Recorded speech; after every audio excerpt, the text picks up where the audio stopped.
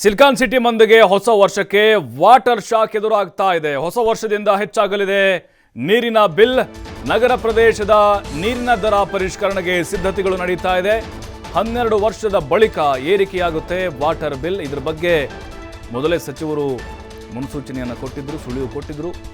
ದರ ಏರಿಕೆಗೆ ಸಿದ್ಧತೆಯನ್ನು ಮಾಡಿಕೊಂಡಿದೆ ನಗರಾಭಿವೃದ್ಧಿ ಇಲಾಖೆ. ಮೊದಲೇ ಈ ಬಗ್ಗೆ ಸಚಿವ ಭೈರತಿ ಸುರೇಶ್ ಸುಳಿವನ್ನು ಕೊಟ್ಟಿದ್ದರು. 12 ವರ್ಷದ ಹಿಂದೆ ದರ ಏರಿಕೆಯಾಗಿತ್ತು.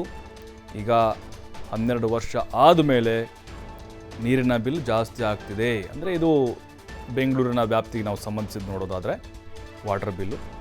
ಕರೆಂಟ್ ಬಿಲ್ ಬಿಡಿ, ಈಗ ಗೃಹಜ್ಯೋತಿ ಕೊಡ್ತಾ ಇರೋದ್ರಿಂದಾಗಿ ಅದಷ್ಟೊಂದು ಹೊರೆ ಅನ್ನಿಸ್ತಾ ಇಲ್ಲ ಮಧ್ಯಮ ವರ್ಗದವರು ಮತ್ತು ಬಡ ವರ್ಗದವರಿಗೆ. ಈಗ ನಗರ ಪ್ರದೇಶದ ನೀರಿನ ದರ ಪರಿಷ್ಕರಣೆಗೆ ಸರ್ಕಾರ ಮುಂದಾಗಿದೆ. ನೋಡಬೇಕೀಗ ಎಷ್ಟು ದರವನ್ನು ಹೆಚ್ಚಿಗೆ ಮಾಡ್ತಾರೆ ಅಂಥೇಳಿ. ಈಗಾಗಲೇ ಯೂನಿಟ್ಗೆ ಇಷ್ಟು ಅಂತ ದರ ನಿಗದಿ ಮಾಡಿದ್ದಾರೆ. ಹಾಲಿನ ದರ ಆಗಿದೆ. ಅಂದರೆ ಒಂದು ರೀತಿ ದುಬಾರಿ ದುನಿಯಾ ಅನ್ನುವಂಥದ್ದು ಜನರು ಮಾತನಾಡ್ಕೊಳ್ತಾ ಇದ್ದರು. ಆಮೇಲೆ ಗ್ಯಾರಂಟಿ ಬಂದ ಮೇಲೆ ಸ್ವಲ್ಪ ಅನುಕೂಲ ಆಗ್ತಾ ಇದೆ ಜನರಿಗೆ ಅನ್ನೋದು. ಬಟ್ ಈಗ ವಾಟರ್ ಬಿಲ್ ಜಾಸ್ತಿ ಆಗಿರಲಿಲ್ಲ.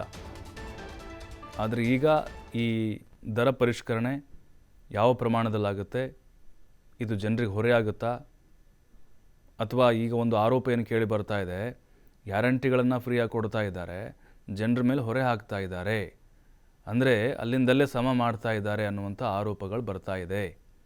ಹಾಲಿನ ಬಿಲ್ ಜಾಸ್ತಿ ಆಯಿತು, ಅದರ ಜೊತೆಗೆ ದಿನಸಿ ಪದಾರ್ಥಗಳ ಬಿಲ್ಗಳು ಜಾಸ್ತಿ ಆಯಿತು, ಮದ್ಯದ ದರ ಜಾಸ್ತಿ ಆಯಿತು. ಹೀಗೆ ಅಂದರೆ ಅಲ್ಲಿ ಒಂದನ್ನು ಜಾಸ್ತಿ ಮಾಡಿದರೆ ಇನ್ನೊಂದನ್ನು ಕಡಿಮೆ ಮಾಡೋದು, ಒಂದನ್ನು ಕಡಿಮೆ ಮಾಡೋದು ಇನ್ನೊಂದನ್ನು ಜಾಸ್ತಿ ಮಾಡೋದು, ಇಲ್ಲೇ ಸರಿಸಮಾನವಾಗಿ ಅದನ್ನು ಬ್ಯಾಲೆನ್ಸ್ ಮಾಡುವಂಥ ಪ್ರಯತ್ನಗಳು ಸರ್ಕಾರದಿಂದ ಆಗ್ತಾ ಇದೆ ಅನ್ನೋದು ಸಾರ್ವಜನಿಕರ ಅಭಿಪ್ರಾಯ ಆಗಿತ್ತು.